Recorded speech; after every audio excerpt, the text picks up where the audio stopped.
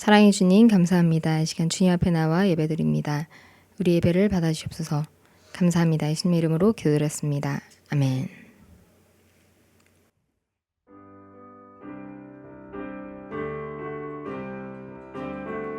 가능하신 분들은 자리에서 일어나서 찬양하겠습니다. 주의 이름 높이며 주를 찬양하나이다. 나를 구하러 오신 주를 기뻐하나이다. 하늘 영광 버리고 이 땅 위에 십자가를 지시고 죄 있네 무덤에서 일어나 하늘로 올리셨네. 주의 이름 높이리. 주의 이름 높이며 주의 이름 높이며 주를 찬양하나이다. 나를 구하러 오신 주를 기뻐하나이다. 주의 이름 높이며 주의 이름 높이며 주를 찬양하나이다. 나를 구하러 오신 주를 기뻐하나이다. 하늘 영광 버리고 이 땅 위에 십자가를 지시고 죄 있네 무덤에서 일어나 하늘로 올리셨네. 주의 이름 높이리. 하늘 영광 버리고 이 땅 위에 십자가를 지시고 죄 있네 무덤에서 일어나 하늘로 올리셨네. 주의 이름 높이. 하늘 영광 버리고 이 땅 위에 십자가를 지시고 죄 있네 무덤에서 일어나 하늘로 올리셨네. 주의 이름 높이리. 주의 음성을 내가 들으니 사랑하는 말일세. 믿는 마음으로 주께 가오니 나를 영접하소서.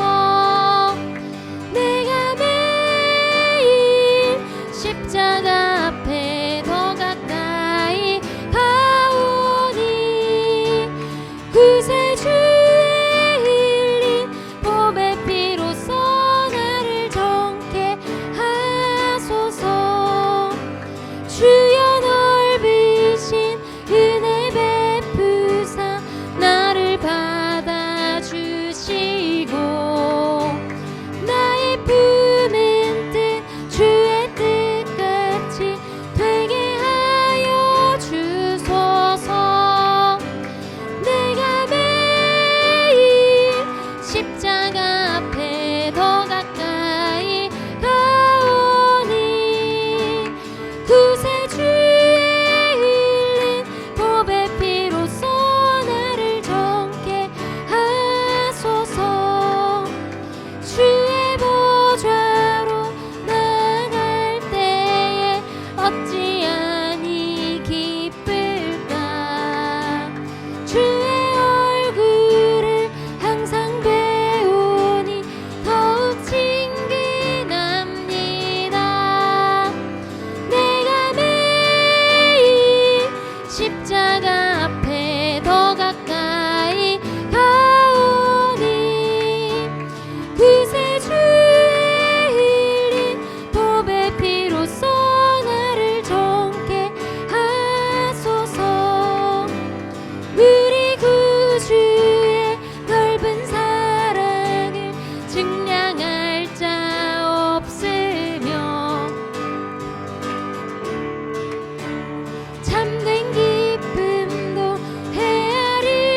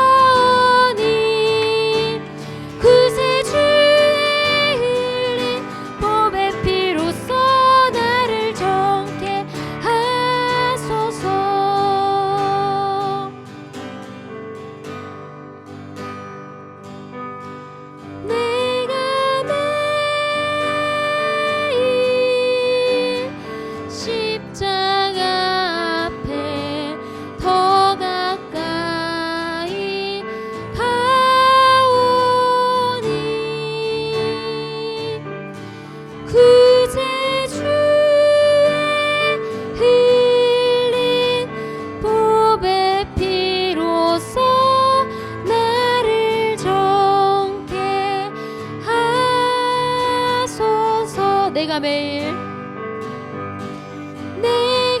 매일 십자가 앞에 더 가까이 가오니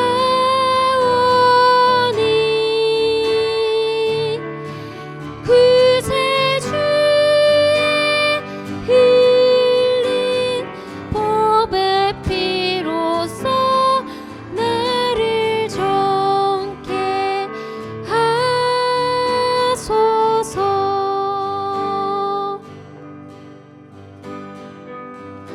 이 세상 가장 아름다운 순종의 눈물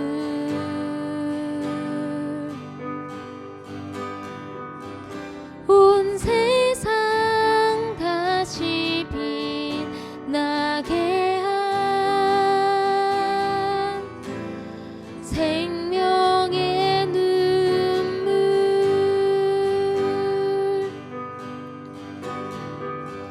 그가 이 땅에 오신 이유 죽어야 살게 되고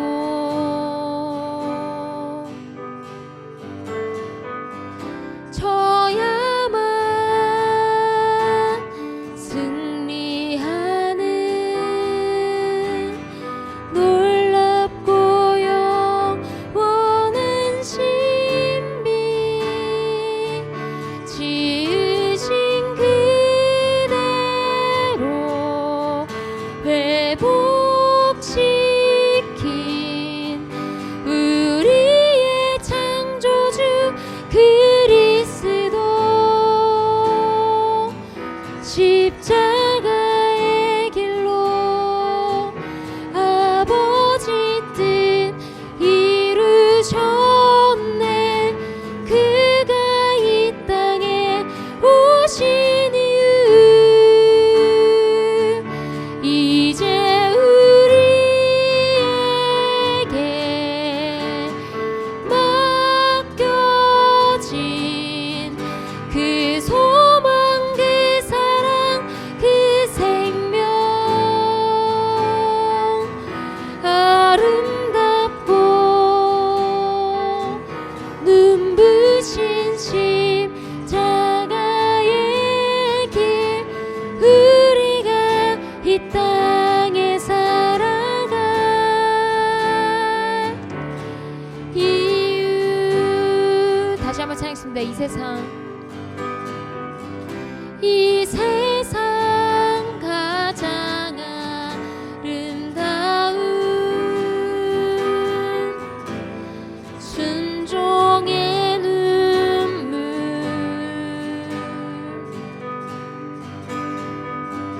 온 세상 다시 빛나게 한 생명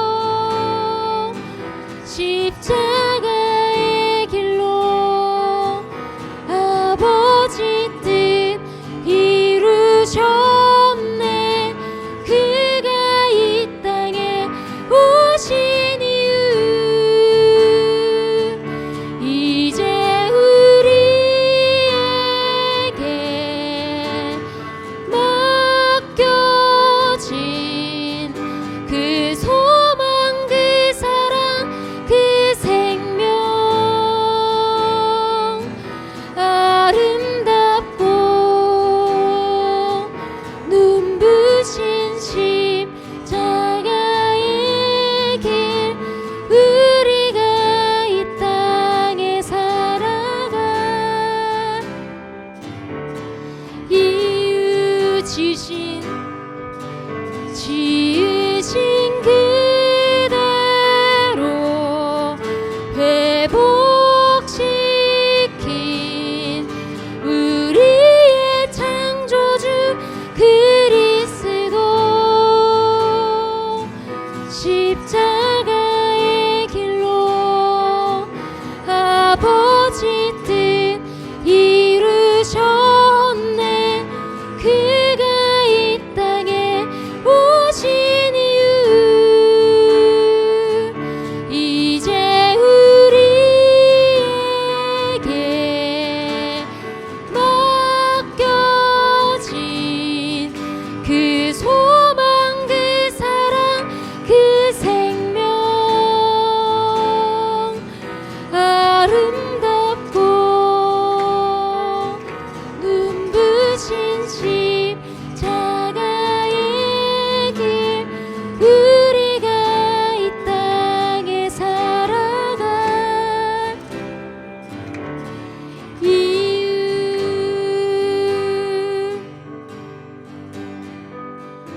이 시간 함께 기도하겠습니다. 주님, 우리가 주님의 말씀에 순종하는 삶을 살아가게 하시옵소서. 우리의 삶 가운데 주님의 뜻이 이루어지기를 간절히 소망하며 우리가 나아가게 하시옵소서. 주님, 우리가 순종의 길로 나아가게 하시옵시고 십자가의 길로 나아가게 하시옵소서. 이 시간 함께 기도하겠습니다. 주님,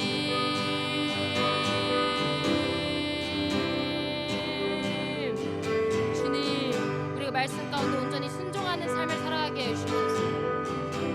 주님, 우리가 매 순간 가운데 예수님께서 이 땅에 오셨던 이유를 기억하며 삶을 살아가게 하시옵소서. 주님께서 이 땅에 죽으러 오셨듯 우리를 구원하시기 위해 이 땅에서 죽기 위해 오셨듯이 주님, 우리 또한 예수님을 믿는 그 순간부터 이 땅 가운데서 우리가 온전히 죽을 수 있도록 하시옵소서. 주님, 우리가 십자가의 삶을 살아갈 수 있도록 하시옵소서. 주님, 그러기 위해서는 우리가 말씀 가운데 온전히 순종하며 나아가야만 합니다. 주님, 우리가 말씀 가운데 순종할 수 있도록 우리의 눈과 귀를 열어주시옵시고 주님의 뜻이 무엇인지 우리가 분별하며 나아갈 수 있도록 하시옵소서.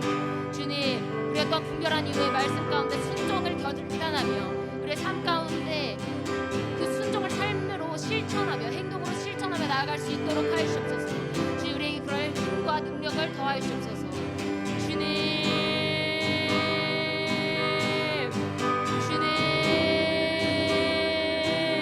주 우리가 매 순간 가운데 우리 또한 이 땅의 삶을 살아가는 그 이유를 잊지 않고 삶을 살아갈 수 있도록 하시옵소서.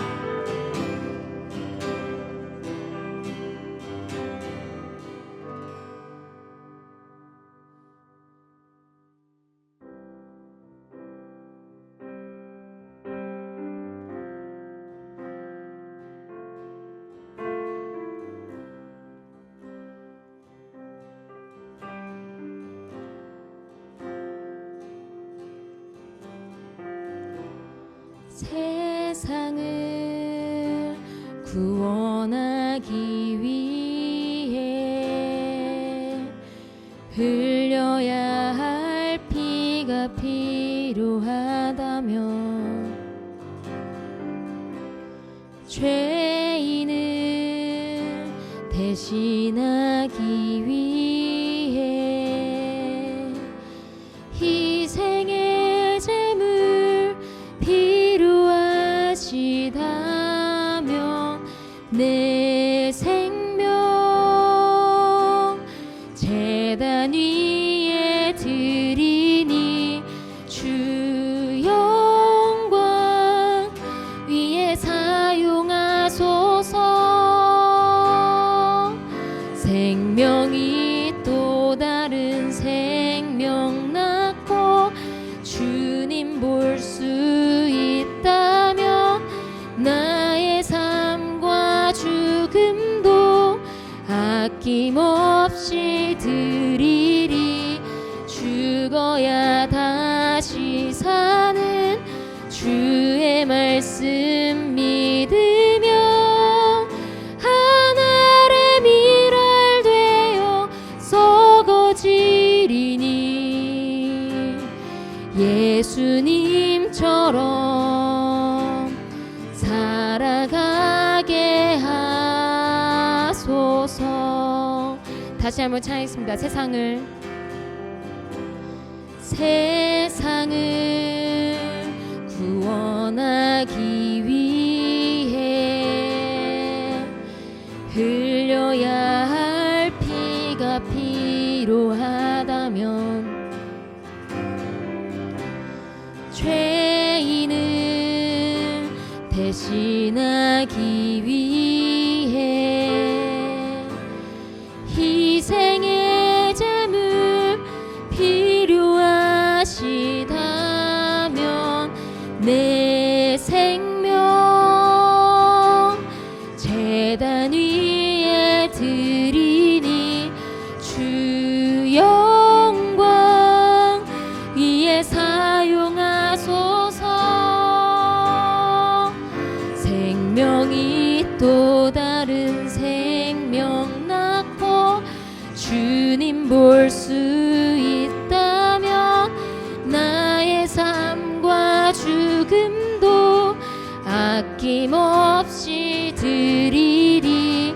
죽어야 다시 사는 주의 말씀 믿으며 하늘의 미랄 되어 썩어지리니 예수님처럼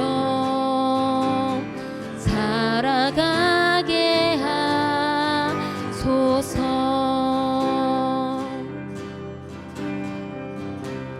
길 잃어 지친 양을 찾아 마음 상해 이리저리 헤매이는 한 영혼 찾아 아파하는 예수님 마음 내게 주옵소서. 십자가 온 세상 위한 그 희생 눈물로 그 길 가게 하소서. 생명이 또 다른 생명 낳고 주님 볼 수 있다면 나의 삶과 죽음도 아낌없이 드리리. 죽어야 다시 사는 주의 말씀 믿으며 하늘의 미랄 되어 썩어지리니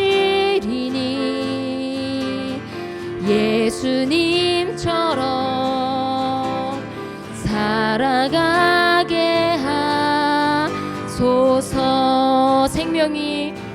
생명이 또 다른 생명 낳고 주님 볼 수 있다면 나의 삶과 죽음도 아낌없이 드리리.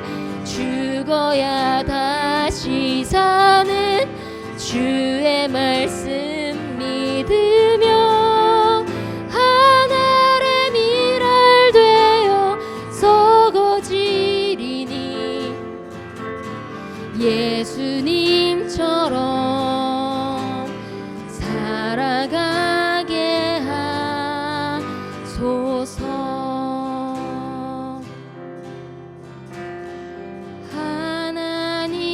하나님이시여 하나님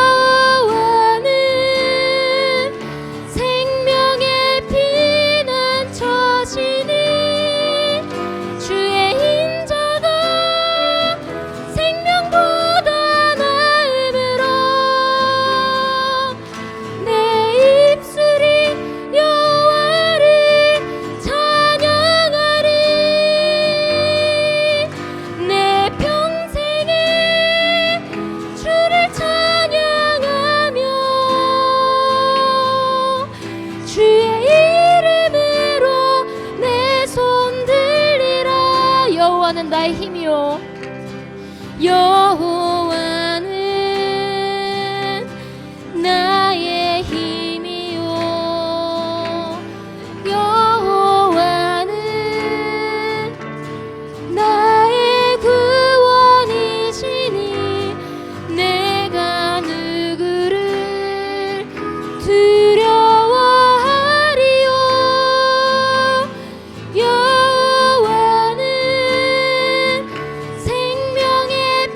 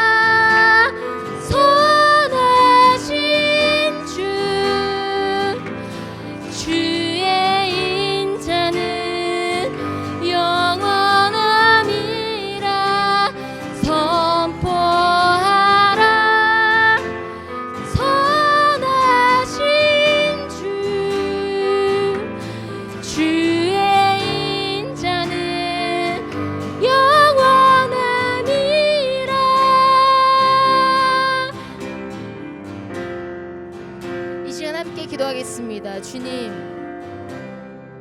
우리가 드리는 예배가 신령과 진정으로 주님께서 기뻐 받으시는 예배가 되게 하여 주시옵소서. 주님, 우리 예배를 받아 주시옵소서. 이 시간 예배를 위해서 함께 기도하겠습니다. 주님,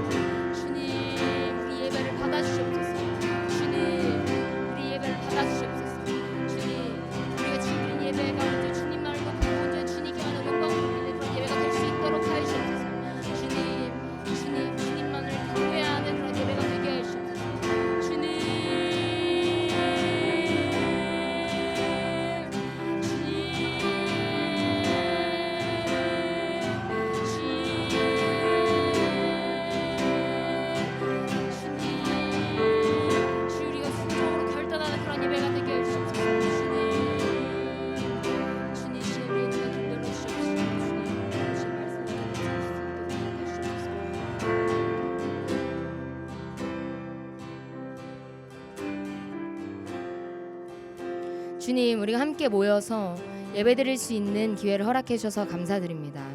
이제 말씀 시간입니다. 목사님께서 말씀을 전하실 때 그 말씀이 레마와 같이 받아들여질 수 있도록 하여 주옵소서. 주님, 또한 우리가 기쁨으로 순종을 결단하는 그러한 시간이 될 수 있도록 하여 주옵소서. 감사합니다. 예수님의 이름으로 기도드렸습니다. 아멘.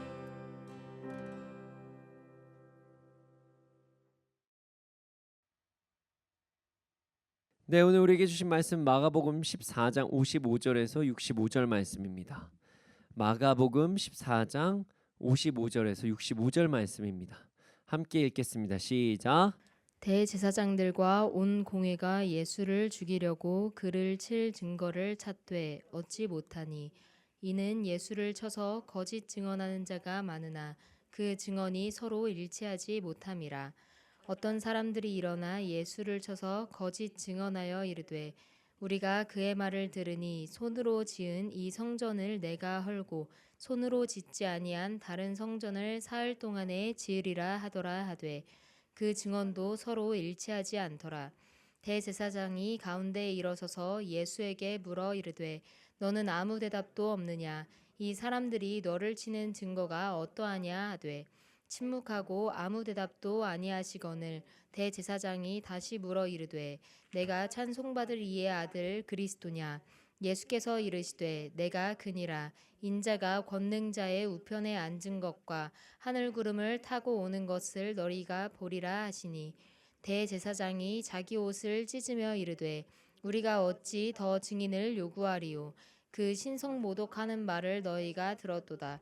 너희는 어떻게 생각하느냐 하니 그들이 다 예수를 사형에 해당한 자로 정죄하고 어떤 사람은 그에게 침을 뱉으며 그의 얼굴을 가리고 주먹으로 치며 이르되 선지자 노릇을 하라 하고 하인들은 손바닥으로 치더라.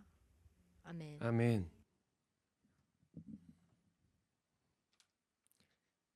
삶을 살아갈 때 정말 중요한 능력이 있습니다. 매우 중요해요. 어떤 능력이냐? 바로 판단력입니다. 판단력. 우리는 바른 판단을 할 때 바른 결정을 할 수가 있고 바른 결정을 할 때 바르고 온전한 삶을 살아갈 수가 있습니다. 그래서 많은 사람들이 바른 판단력을 기르기 위해서 정말 많은 노력을 해요. 여러 가지 노력을 해요. 자, 어떻게 하면 바른 판단력을 가질 수 있을까 생각을 하면서 가장 많이 접근하는 게 요즘은 제일 먼저 하는 거 검색합니다. 정보를 막 수집해요. 유튜브로 막 확인하고 막 네이버도 찾고 합니다. 그리고 책도 있습니다. 도서관도 가고 어디 문고 이런 데 가서 책도 막 한번 뒤져보고 뭐 이렇게 행동을 해요. 그리고 자신이 신뢰할 수 있는 사람에게 조언을 얻기도 합니다. 요즘에 하나 더 있죠. AI한테 이제 물어보기도 해요. 그래서 저희 많이 잘 사용하는 챗GPT한테 많이 이제 물어보기도 합니다. 좋은 정보를 얻으면 이제 바른 판단을 할 가능성이 높다고 생각하는 거죠. 하지만 바른 판단을 하기 위해서 좋은 정보를 얻는 것만큼 중요한 것이 있습니다. 그리고 그 중요한 부분을 오늘 말씀을 통해서 우리가 알 수 있어요. 오늘 말씀을 통해서 바른 판단을 할 수 있는 방법을 알아감으로써 이 땅에서도 바르고 풍성한 삶을 누리며 살아가는 우리가 되기를 소원합니다. 자, 55절과 56절을 함께 읽어보겠습니다. 55절에서 56절입니다.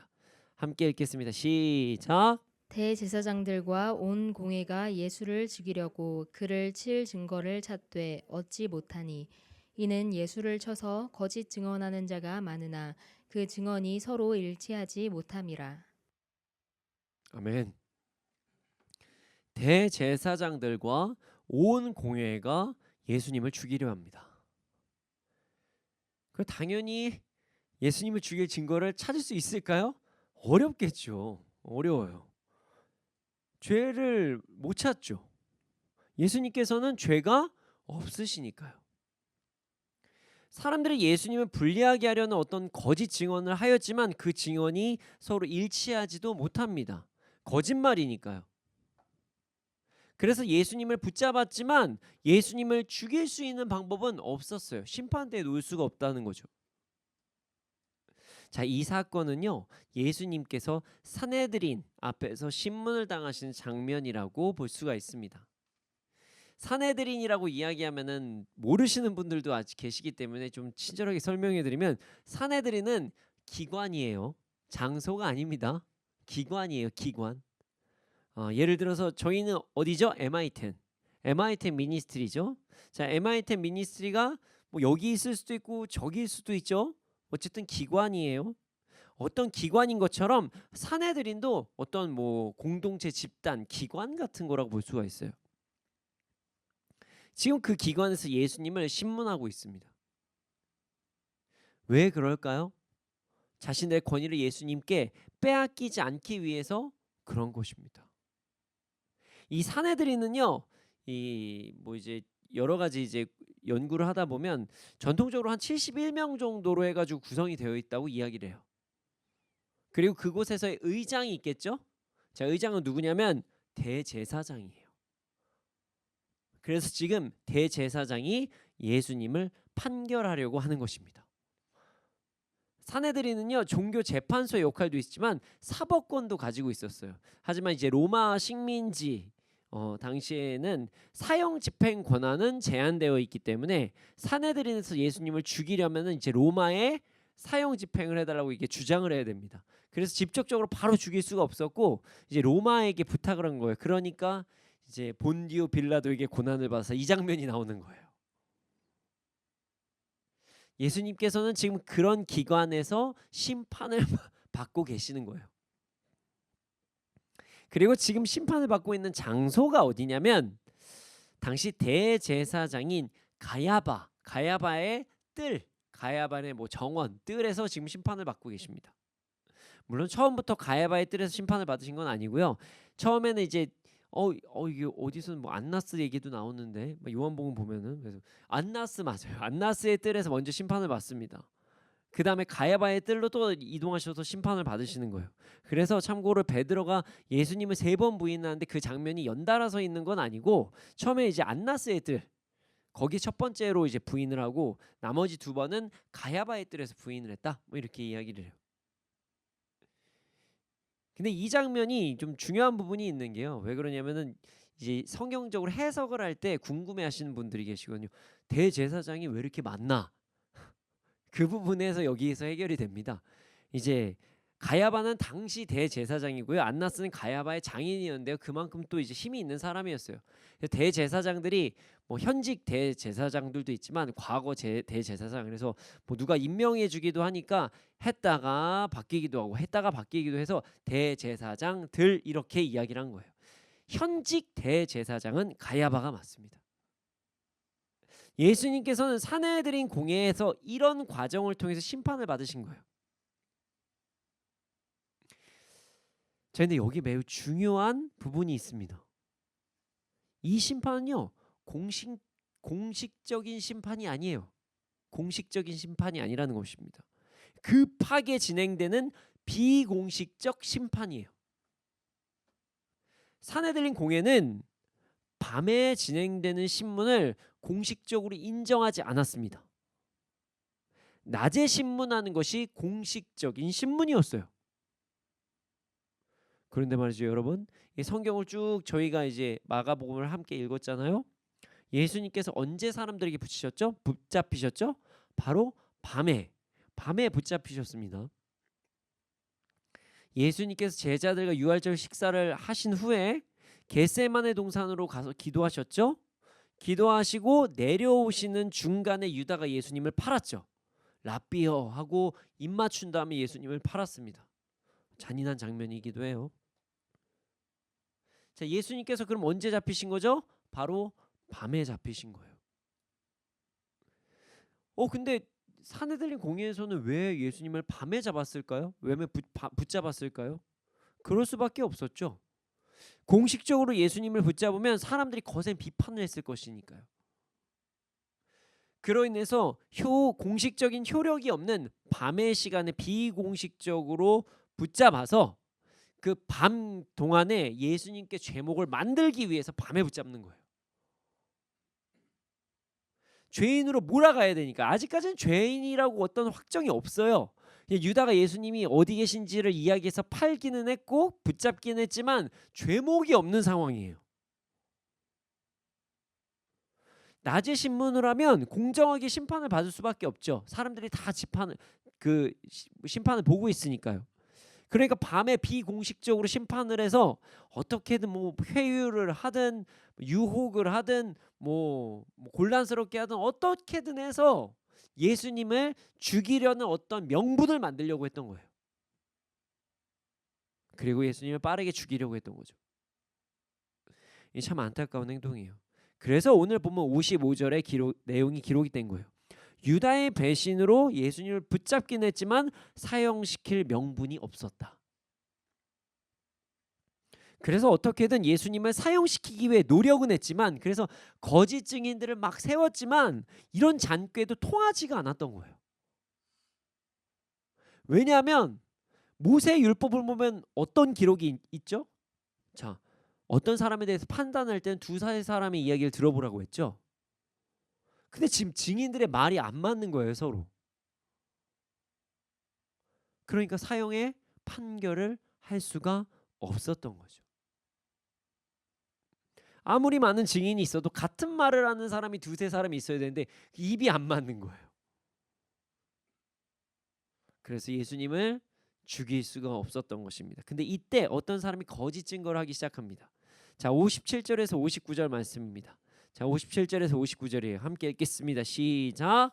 어떤 사람들이 일어나 예수를 쳐서 거짓 증언하여 이르되 우리가 그의 말을 들으니 손으로 지은 이 성전을 내가 헐고 손으로 짓지 아니한 다른 성전을 사흘 동안에 지으리라 하더라 하되 그 증언도 서로 일치하지 않더라. 아멘. 자, 예수님께서 손으로 지은 이 성전을 자신이 헐고 손으로 짓지 아니한 다른 성전을 사흘 동안에 지으겠다 이렇게 말씀하셨다. 이렇게 거짓 증거를 합니다. 이 증언도 서로 일치하지 않아요. 말도 안 되는 이야기죠. 예수님께서는 성전을 직접 허시겠다고 하신 게 아니었어요. 이 장면은 요한복음 2장의 사건을 가지고 거짓 증거를 한 건데요. 예수님께서는 예루살렘의 성전을 허시겠다고 말씀하신 것이 아니라 예수님께서 죽으신 지 3일 만에 다시 살아나실 것이다. 이 장면을 말씀하시기 위해서 이렇게 말씀하신 거거든요. 그럼에도 불구하고 왜 이 사람은 이런 거짓 증거를 내세웠을까요? 그리고 마가복음은 다른 거짓 증거도 많은데 굳이 이 장면을 내세웠을까요? 여기에는요, 역사적인 이유가 있어요.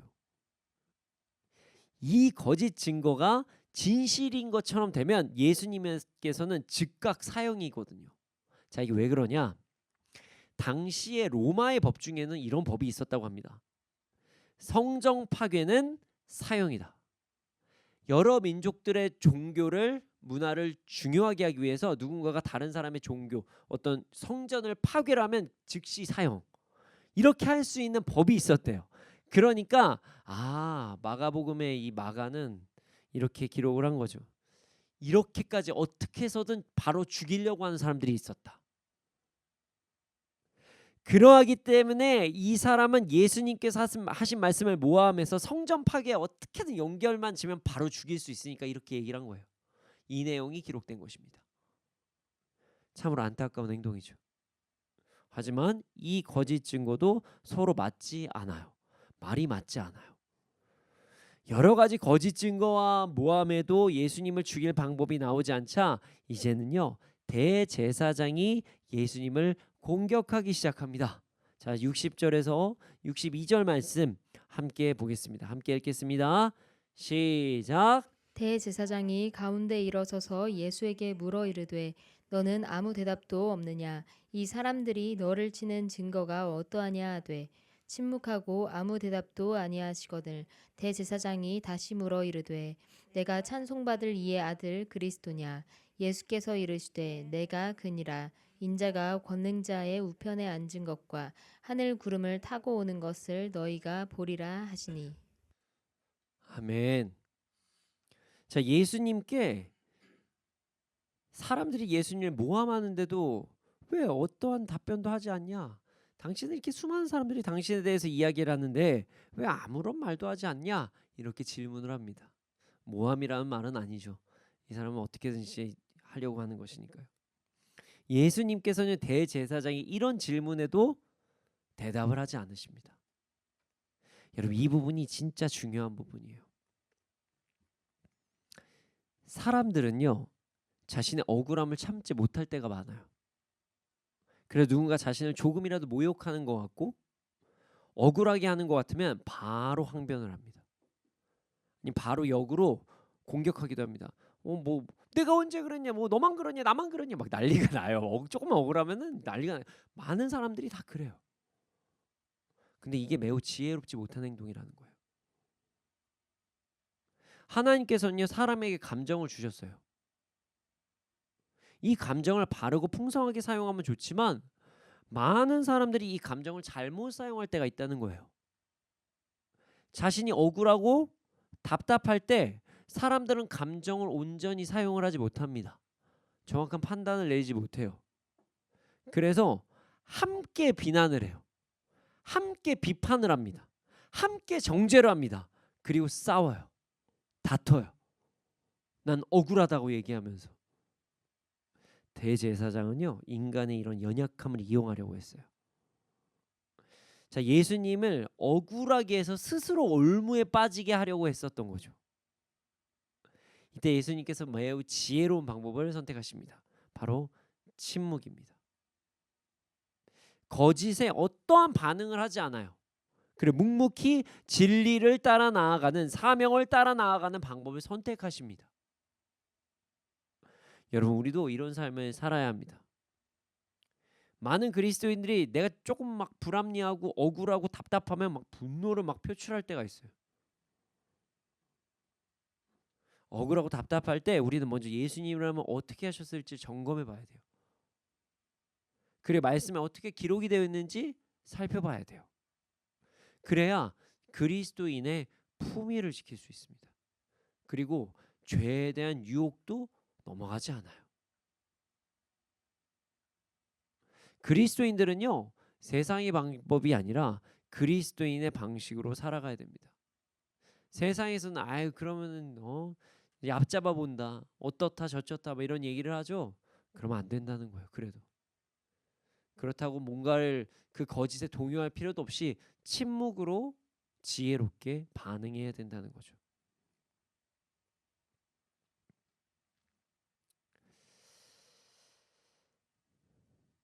우리 그리스도인들은 말씀 앞에서, 말씀 안에서 말씀을 기준으로 살아가야 돼요. 그리고 지금 예수님께서 먼저 어떻게 말씀을 따라 살아나가는지 보여주셨던 거예요. 우리 모두 억울하고 답답해도 일단 잠시 분노를 내려놓고 지혜롭고 온유한 행동을 하는 그리스도인이 되기를 소원합니다. 그런데 말이죠, 예수님께서 그냥 침묵하지는 않으셨어요. 이 장면도 중요해요. 61절 하반절을 보면요, 대제사장의 질문에 답변해 주십니다. 어떤 질문이냐면 이런 거예요. 그대는 찬양을 받으실 분의 아들 그리스도이십니까? 이런 질문에 예수님께서 말씀하십니다. 내가 바로 그입니다. 당신들은 인자가 전능하신 분의 오른쪽에 앉아 있는 것과 하늘의 구름을 타고 오는 것을 보게 될 것입니다. 이 부분에서 또 많은 사람들이 의아해합니다. 아이, 계속 좀 잠깐만 침묵하고 계시면 되는 건데 왜 여기에서 대답하시죠? 예수님은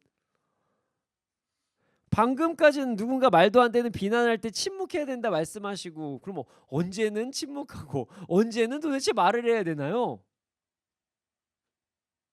이렇게 궁금해하실 수가 있다는 거예요. 여러분, 누군가가 말도 안 되는 비난을 할 때는 잠시 침묵하는 게 좋습니다. 영원히 얘기하지 말라는 게 아니에요. 자신의 감정이 정말 욱함이나 분노를 이제 이기지 못할 수 있으니까 잠시 침묵하라는 거예요. 그리고 나서 바르게 진리를 이야기하라는 거예요. 진실을 이야기해야 되는 순간은 진실을 이야기해야 됩니다. 그냥 또 아무 말이나 막 하면 또 안 되고요. 예수님께서 그리스도이시다. 이거 진리죠. 진실입니다. 우리 모두 진실을 이야기해야 할 때는 진실을 이야기하는 그리스도인이 되기를 소원합니다. 이 부분도 중요합니다. 많은 그리스도인들이 당황하면 엉뚱한 이야기를 할 때가 있어요. 자신이 위기에 처하면 거짓말을 하거나 뭔가를 확대 해석하거나 엉뚱한 행동들을 할 때가 있어요. 그냥 그때 진리를 이야기하면 됩니다. 진실을 이야기하면 되는 거예요. 그럼 여기서 어떤 분들은 되게 혼란스러워 하실 때가 있어요. 목사님, 진실을 이야기할 때 그냥 이야기해야 된다고 하셨는데, 알겠습니다. 여기까지. 근데 아까 누군가 비난했을 때 이 진실을 그때도 얘기해야 되는 거 아니에요? 좀 이상하잖아요. 의문이 들 수가 있어요. 하지만 여러분, 침묵과 진실을 이야기해야 하는 순간은 명확한 차이가 있습니다. 바로 나의 드러냄을 위해서는 잠시 침묵해야 돼요. 하지만 하나님께서 주시는 사명을 위해서는 진리를 전해야 된다는 거예요. 내가 지금 억울함을 이야기하는 게 내가 억울해서, 내가 지금 답답해서 이야기하는 거면 잠시 침묵. 하지만 이것이 진리를 선포해야 되는 것이라면은, 진실을 이야기해야만 하는 상황이라면, 나의 드러남 때문이 아니라 하나님을 전하기 위해서라면 진리를 이야기해야 한다는 거죠. 제가 침묵을 해야 한다는 것은 자신의 감정, 자신의 억울함이 생길 때 연약한 모습을 보일 수 있으니, 죄를 범할 수 있으니 잠시 침묵을 해야 된다, 이 얘기를 한 것입니다. 그리고 여기서 다시 말씀드리지만 이 침묵은 영원한 침묵을 이야기하는 것은 아닙니다. 자신의 분노의 감정, 억울함의 감정을 내려놓을 수 있을 때까지의 침묵이에요. 그리고 사명을 위해 참아야 한다면 침묵을 끝까지 해야 돼요. 하지만 어떤 순간은 진리를 이야기해야 됩니다. 바로 사명이요. 복음을 전해야 될 때는 그냥 전해야 돼요. 내 목에 칼이 들어와도 전해야 될 땐 전해야 된다는 거예요. 사명을 감당해야 될 땐 우리에게 불이익이 찾아와도 진리를 전해야 합니다. 예수님께서는요, 지금 사명을 감당하시면서 반대로 대제사장들에게 기회까지 주신 거예요. 진리를 전하시면서 그들에게 다시 돌아올 수 있는 기회까지 주신 거예요. 단순히 예수님께서 그냥 내가 나 이런 존재야, 이걸 말씀하시는 게 아니라, 본인이 지금 인자는 하나님의 아들이다, 너희들 지금 정신 차려라, 돌아와라, 이렇게 말씀하신 거예요. 지혜롭지 않은 행동, 예수님을 모함하고 죽이려는 이들에게 다시 한번 기회를 주신 거예요. 지금이라도 돌아와라, 진짜 나는 하나님의 아들이다, 이렇게 말씀하신 거예요. 잊지 마십시오. 침묵은 자신의 감정을 추스리고 하나님의 뜻을 구하는데 매우 도움이 되는 지혜로운 방법입니다. 그러나 사명을 이루어야 할 때는 어떤 상황에서도 진리를 전해야 된다는 것을 우리 모두 잊지 않기를 소원합니다. 예수님께서는 대제사장과 그 외의 사람들에게 진리를 전하시자 참으로 안타까운 사건이 발생해요. 자, 63절에서 65절 말씀입니다. 자, 함께 읽겠습니다. 시작. 대제사장이 자기 옷을 찢으며 이르되 우리가 어찌 더 증인을 요구하리요. 그 신성 모독하는 말을 너희가 들어도다. 너희는 어떻게 생각하느냐 하니 그들이 다 예수를 사형에 해당한 자로 정죄하고 어떤 사람은 그에게 침을 뱉으며 그의 얼굴을 가리고 주먹으로 치며 이르되 선지자 노릇을 하라 하고 하인들은 손바닥으로 치더라. 이건 아멘을 하기가 참 어려워요. 대제사장이 말도 안 되는 행동을 합니다. 퍼포먼스를 합니다. 자신의 옷을 찢어요. 이 당시에 옷 찢는 행동은요, 어떤 애통함을 극대화하는 행동이에요. 와, 정말 이건 말도 안 된다면서 옷을 확 찢는 거예요. 그러면서 어찌 더 증인을 요구하냐 이렇게 고백합니다. 그리고 예수님께 지금 뭐라고 얘기하냐면요, 신성모독이다. 그리고 사람들에게 어떻게 생각하냐고 묻자 사람들은 예수님을 죽여라, 사형해라 뭐 이렇게 이야기를 하고 있어요. 그리고 그때부터 정말 말도 안 되는 장면이 펼쳐집니다. 사람들이 예수님께 침을 뱉어요. 예수님을 모욕합니다. 얼굴을 가리고 주먹으로 때려요. 그리고 누가 때렸는지 맞춰봐라. 선지자 노릇하라고 이야기하는 게요, 때린다, 눈 감기게 한 다음에 때리고 누가 때렸게 맞춰봐 이렇게 하는 거예요. 하인들도 손바닥으로 칩니다. 정말 말도 안 되는 행동들 한 거죠. 하나님의 아들이 그리스도께서 자신은 하나님의 아들이라고 그냥 진리를 선포하셨는데 대제사장이 극대노합니다. 말이 됩니까? 진리를 이야기했는데. 인간의 대표로 하나님께 나아가는 자가 하나님의 아들께서 하나님의 아들이라고 고백하시는데 옷을 찢으면서 신성모독이다 이렇게 이야기하는 말도 안 되는 일이 여기에서 벌어진 거예요. 여기서 끝이 아니에요, 여러분. 다른 사람들은 예수님 막 모욕합니다. 때리고 막 누가 막 때렸는지 맞춰보라고 막 조롱합니다. 침 뱉어요. 손바닥으로 때리고 난리가 납니다. 예수님께서는 대제사장들과 그 외의 사람들, 산헤드린 사람들과 그 주변 사람들에게 진리를 선포하시면서 기회를 주셨는데 그는 그 기회를 저버리고 오히려 신성 모독을 그들이 하게 된 거예요. 예수님이 신성 모독을 하셨나요? 아니에요. 대제사장과 그 외의 사람들이 완벽하게 신성 모독을 한 거예요. 참으로 안타까운 사건이 벌어진 것입니다. 예수님께서 돌아올 수 있는 기회를 주셨음에도 불구하고 그들은 진리 가운데로 돌아오지 못한 것입니다.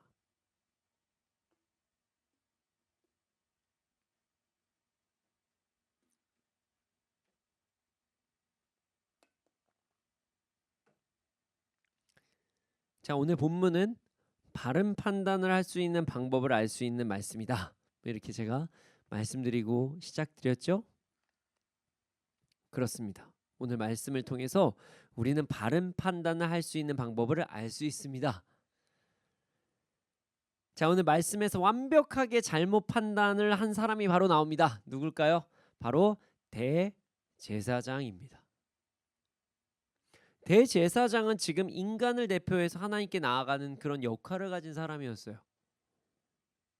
이런 사람이 지금 말도 안 되는 죄를 범합니다.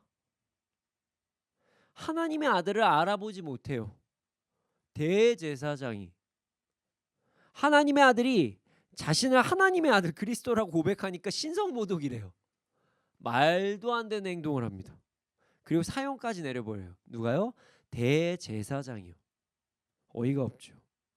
누구보다 하나님을 더 잘 알아야 하고 누구보다 하나님의 말씀에 순종하고 하나님을 경외해야 할 대제사장이 지금 하나님의 아들을 알아보지도 못하고 하나님의 아들을 모욕하고 죽이려고 한 거예요. 대제사장은요 지금 완벽하게 잘못된 판단을 한 것입니다. 그런데 말이죠, 왜 대제사장은 이런 말도 안 되는 판단을 했을까요? 바로 55절을 통해서 그 답을 얻을 수가 있습니다. 자, 55절에 뭐라고 나와 있냐면요, 대제사장은요 바른 판단을 하려는 마음이 애초에 없었어요. 죽이려고 그냥 했습니다. 예수님을 죽여야겠다는 마음을 가지고 재판을 열었던 거예요. 자, 이미 답을 정해놓은 상태에서는요 바른 판단을 할 수가 없습니다. 답이 정해져 있으면 바른 진리가 찾아와도 그것을 그냥 거부합니다. 자, 예를 들어서 이런 거예요. A라는 사람이 B라는 사람에게 질문을 하나 했다, 이렇게 가정해 봅시다. 뭐 이렇게요. 내 이런 상황이 있는데 어떤 결정을 하는 것이 가장 바른 판단일까? 라고 A라는 사람이 B라는 사람한테 질문해요. 근데 A라는 사람이 질문할 때 내가 답을 다 정해놓고 질문을 할 때가 있다는 거예요. 그러면요 B라는 사람이 어떤 얘기를 해도요 A라는 사람은요 그냥 그대로 갑니다. 이건 질문이 아니에요. 너는 대답 그렇게 해야 돼. 그 사람이 정말 바른 이야기를 하고 이거 정말 그거 아닌 것 같아 얘기하잖아요. 그러면은 네가 뭘 알아 이렇게 얘기해요. 그건 네가 몰라서 그런 거야. 아니야. 질문을 도대체 왜 하는지 모르겠어요. 답을 정해놓고 질문을 하면 마치 대제사장처럼 말입니다. 자, 예수님은 하나님의 아들이십니다. 하나님의 아들이 자신을 지금 하나님의 아들이라고 그냥 답을 하셨어요. 뭐가 잘못됐죠? 잘못된 거 없어요. 그런데 그 답변을 듣자 대제사장이 갑자기 옷을 막 찢고 막 분노해요. 자기 혼자 막. 제정신이 아니에요. 하나님의 아들이 하나님의 아들이라고 얘기했는데 막 자기 혼자 막 분노하면서 신성모독이다 이야기를 하기 시작합니다. 왜요? 이미 답을 정해놔서요. 자기가 판단 다 해놓고 질문한 거예요. 그럼 당연히 바른 선택을 할 수가 없고 바른 판단을 할 수가 없죠. 그래서 우리는 정말 바른 답을 들으려면 정답을 정해놓고 들어선 절대로 안 된다는 거예요. 여러분, 답을 정하고 하나님께 이야기하지 마십시오. 답을 정해놓고 질문하지 마십시오. 그거는 동의를 구하는 것뿐이지, 내가 답을 다 정해놓고 안 될 거야 될 거야 다 정해놓고 그 사람한테 질문할 때는 그냥 싸우자는 거예요. 다른 대답 나오면. 절대로 바른 판단을 할 수 없습니다. 진짜 지혜롭게 사시려면 여러분들의 생각이 진짜 맞는지를 주변 사람들과 의논하십시오. 말씀을 기준으로 점검하십시오. 그렇지 않으면요 여러분들은 최악의 상황으로 갈 수도 있습니다. 이런 대제사장처럼요. 답을 정해놓고 있는 사람 많으니까 뭐 답정 뭐였죠? 뭐 그런 것도 용어도 있더라고요. 그냥 너는 그렇게 이야기를 해. 나는 이야기를 할게. 너무 많거든요. 근데 이거 진짜 위험한 거예요. 그 사람의 옳고 그르다의 개념을 이야기한 게 아니라 그 사람은 진짜 위험에 빠질 수 있다는 거예요. 그런데 말이죠, 여기서 중요한 부분이 있어요. 많은 그리스도인들이 또 착각하는 부분이 있는데요, 말씀을 기준으로 해서 답을 정해놓은 것, 말씀을 기준으로 정해놨어요. 그리고 나서 이건 무조건 해야 돼 라고 진리라고 이야기하는 경우입니다. 이 말씀은 아주 바람직한 정답으로 보이기도 합니다. 그리고 바람직한 정답일 수도 있어요. 하지만 매우 위험할 수도 있습니다. 진짜 위험할 수 있어요. 왜 위험하냐? 성경을 왜곡하는 경우가 있더라고요. 이런 거예요. 이거 실제로 제가 받았던 질문입니다. 실제로 이런 거예요. 성경을 보면 다윗이 우리아의 아내 밧세바와 동침을 하는 장면이 나와요. 그리고 후에 밧세바의 아들 솔로몬이 다윗의 계보를 이어요. 심지어 이런 행동을 한 다윗을 성경에서 하나님의 마음에 합한 자라고 하시는 거 보면 하나님께서는 그냥 가끔 죄도 눈 감아 주시는 거 아니야? 이렇게 저한테 질문하시더라고요. 뭐 대의를 위해서는. 그리고 자신도 주를 위해 어쩔 수 없이 한 번씩은 죄 지을 수 있다. 넘어가 주신다. 이런 말 같지도 않은 얘기를 하는 사람이 있었어요. 실제로. 정말 말 같지도 않게 하지 말라고 얘기했거든요. 무슨 소리 하는 거냐고 지금. 다윗 징계 제대로 받았습니다. 밧세바 그 어떤 이제 결혼 전에 낳은 아기는 죽었어요. 심판 받습니다. 자기가 죄 짓고 싶어서 그런 이야기를 하는 거예요.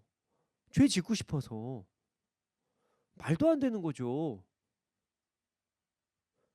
징계를 받은 후에 솔로몬이 태어난 거예요. 회개했으니까. 하나님께서 그 회개를 기뻐하시는 거예요. 완벽하게 돌아가는 것. 완벽하게 하나님께로 다시 나아가는 것. 하나님께서는요, 다윗이 죄를 범했을 때 온전한 회개를 하고, 왕인데 그 자리에서 무릎 꿇어요. 나단이 잘못했다고 얘기하니까 그냥 무릎 꿇어요. 부끄러운 거 없어요. 우기지 않아요. 잘못했습니다. 용서하여 주시옵소서. 이 모습을 하나님께서 기뻐하신 거예요. 그리고 다윗은요, 하나님께 온전히 예배를 드렸거든요.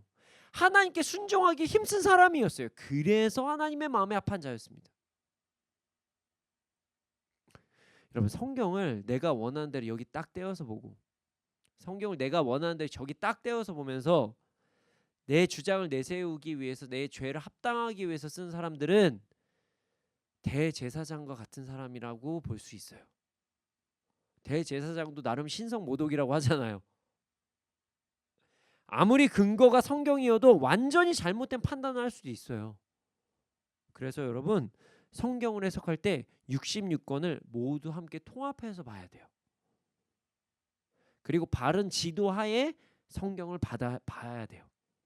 말씀을 잘못 보고 결정을 하면 말씀 보고 한 결정도 내 맘대로 한 결정이 돼서 바른 판단이 아니라 대제사장 같은 판단을 할 수도 있다는 것이에요. 여러분, 답을 정해놓고 판단을 하면 바른 판단할 수 없습니다. 판단을 하기 전에 이 상황에서 예수님께서는 어떻게 하셨을지와 성경에는 어떻게 기록되어 있는지를 점검해 봐야 돼요. 그리고 자신이 신뢰할 수 있을 만한 영적 지도자와 의논해 보는 것도 너무나도 중요합니다. 나 혼자 다 생각해 놓고 나 혼자 다 판단해 놓고 다 결정해 놓은 다음에 끝 이러시는 분들 진짜 많은데요. 너무 위험해요. 그런 분들로 인해서 본인뿐만이 아니라 만약에 그분이 어떤 권위를 가지고 있거나 어떤 조금 말의 영향력을 가지고 있잖아요. 그럼 다 같이 죽는 거예요. 그 사람으로 인해서. 저는 그런 경우를 실제로 정말 이제 이야기를 들은 적이 있습니다. 우리의 판단은 잘못될 수 있어요. 우리 모두 어떤 상황에서도 함부로 답을 정하는 것이 아니라 성경 말씀을 통해서 자신의 판단과 생각을 점검해 보는 우리가 되기를 소원합니다. 그리고 성경을 볼 때도 한 부분만 딱 떼서 보면 절대로 안 돼요. 진짜 큰일 나요. 여러분들이 신성 모독할 수 있어요. 만약 내 판단이 성경에 위배된 것이 있었다 하면 늦었다고 생각할 때 그냥 돌아가세요. 만약에 대제사장이 끝까지 이렇게 우기지 않고 회개했다면 이 가야바라는 사람이 오명으로 남지 않았겠죠. 이 사람도 니고데모와 같은 어떤 위치에 있었을 수도 있어요. 유다도 그렇고요. 늦었다고 생각할 때 다시 진리로 돌아와서 회개하고 정정하는 우리가 되기를 소원합니다. 우리 모두 언제나 어떤 상황에서나 말씀에 근거한 바른 판단을 하고 나아가므로 이 땅에서도 진리를 온전히 누리며 살아가는 우리가 되기를 소원합니다. 이 시간 함께 찬양하기 원합니다. 우리의 세상적인 생각을 내려놓을 때 우리는 바른 판단을 할 수가 있습니다. 우리의 욕구를 내려놓고 하나님을 바라보고 예수님께서 어떻게 하셨을지를 바라볼 때 바른 판단을 할 수가 있습니다. 성경을 보고 판단을 해야 된다는 거예요.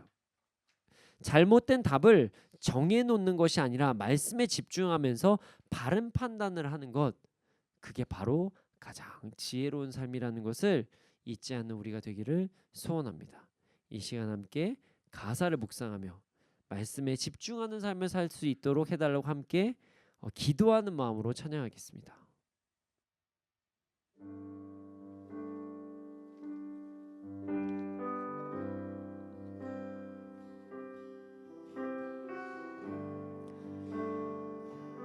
우리가 말씀을 따라 살아갈 수 있도록 해달라고 함께 기도하는 마음으로 찬양하겠습니다. 우리가 살고 있는 이 세상은 주님의 손길 안 닿은 곳 없네. 주님의 말씀을 갈망하는 우리에게 하늘의 비밀 알려주시네. 어둠 가운데 있던 이 세상에 빛으로 오신 하나님의 아들, 그의 말씀을 믿는 모든 이들에게 하늘의 영광 비춰주시네.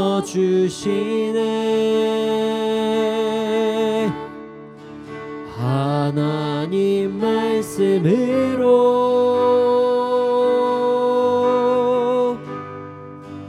아버지 마음으로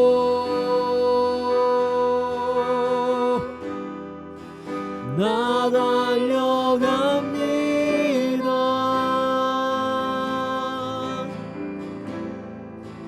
나 돌아갑니다.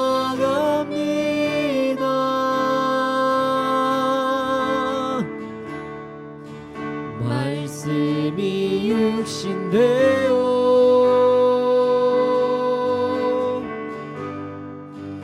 말씀이 내 삶 되어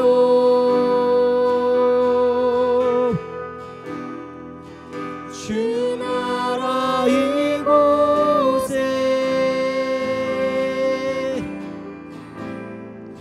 주님 뜻 내 안에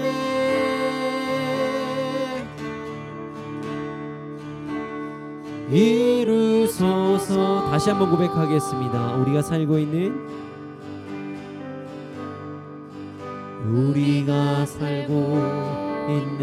이 세상은 주님의 손길 안 닿은 곳 없네. 주님의 말씀을 갈망하는 우리에게 하늘의 비밀 알려주시네. 어둠 가운데 있던 이 세상에 빛으로 오신 하나님의 아들, 그의 말씀을 믿는 모든 이들에게 하늘의 빛과 비춰주시네. 하나님 말씀으로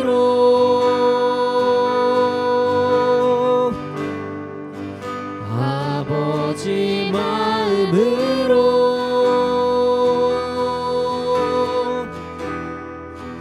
나 달려갑니다.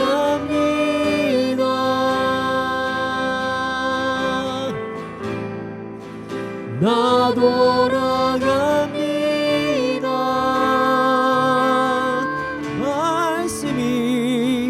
말씀이 육신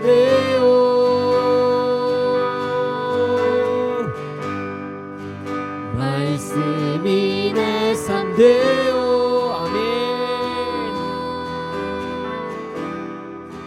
주 나라 이곳에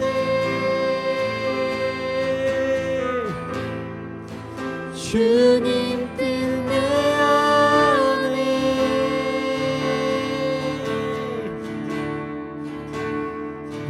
이루소서.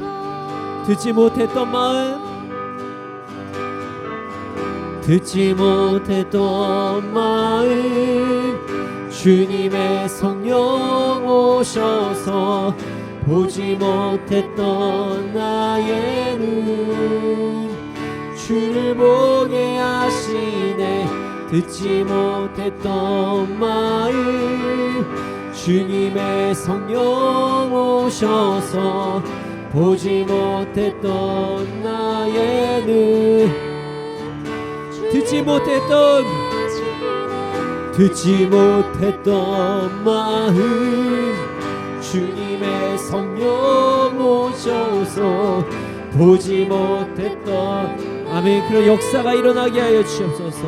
주를 보게 하시네. 듣지 못했던 마음, 주님의 성령 오셔서 보지 못했던 나의 눈 주를 보게 하시네. 하나님 말씀으로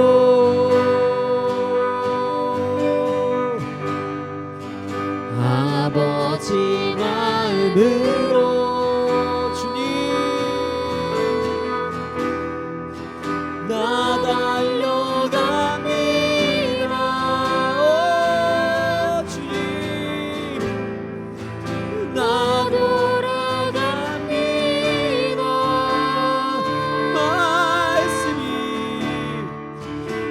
말씀이 육신되어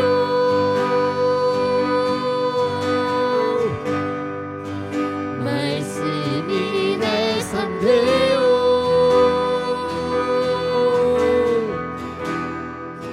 주 나라 이곳에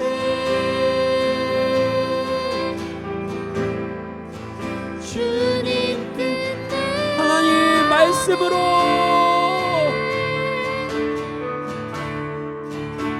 하나님 말씀으로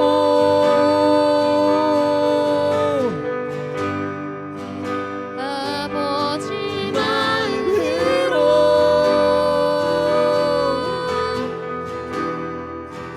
나 달려갑니다.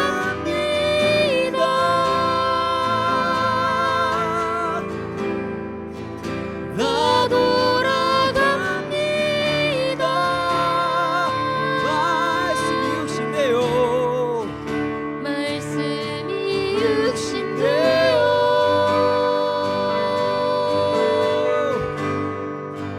말씀이 내 삶 되어 주님 주 나라 이곳에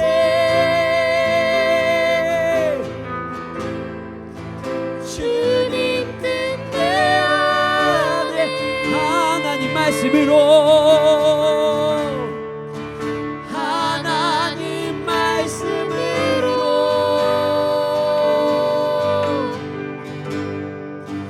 아버지 마음으로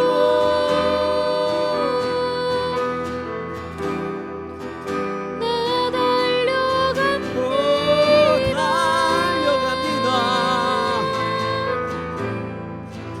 나 돌아갑니다. 말씀이 육신되어 말씀이 육신되어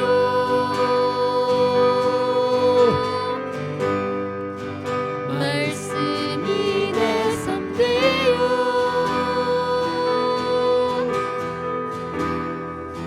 주 나라 이곳에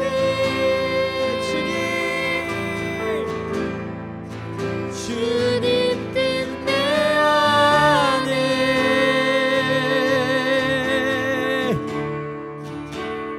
이루소서.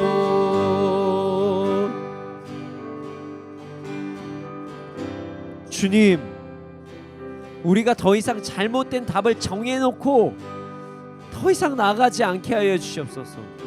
하나님의 말씀을 기준으로 바른 판단을 하며 나아가게 하여 주시옵소서. 그리하여 이 땅에서도 진리를 온전히 누리며 살아가는 우리가 되게 하여 주시옵소서. 함께 주님의 이름 크게 한번 부르시고 기도드리시겠습니다.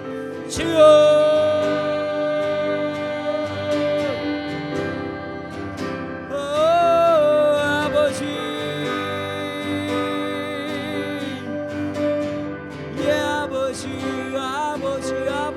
아버지, 더 이상 아버지 하나님 나의 생각 나의 마음에 집중하지 않게 하여 주시고, 아버지 하나님 끝까지 우기는 그 고집이 아니라 아버지 하나님 말씀에 하나님의 말씀에 순종하는 삶을 살게 하여 주시옵소서.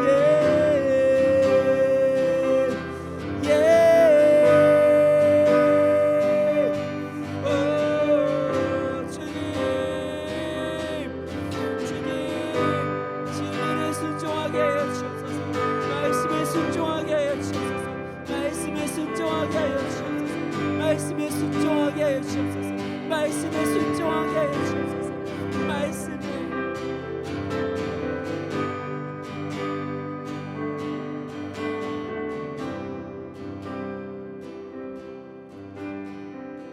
아버지, 진짜 우리의 마음을 좀 붙잡아 주세요. 알지만 알면서도 안 하려고 하는, 알지만 그냥 우기고 싶어하는 우리의 모든 마음을 붙잡아 주시옵소서. 그리고 바른 진리 하나님의 말씀에 온전히 순종하게 하여 주시옵소서. 말씀이면 그냥 순종하는 우리가 되게 하여 주시옵소서. 그리스도인이면 그리스도인답게 살아가게 하여 주시옵소서. 더 이상 그리스도인이면서 세상의 냄새를 풍기는 것이 아니라 그리스도인이면 그리스도의 향기를 내뿜는 말씀에 순종하는 삶을 살아가게 하여 주시옵소서. 주님, 그러나 우리는 힘이 없습니다. 우리에게 능력 주시옵소서. 우리에게 순종할 능력을 주시옵소서. 그럴 때 우리는 순종할 수 있습니다. 순종하게 하여 주시옵소서. 바른 판단을 하게 하여 주시옵소서.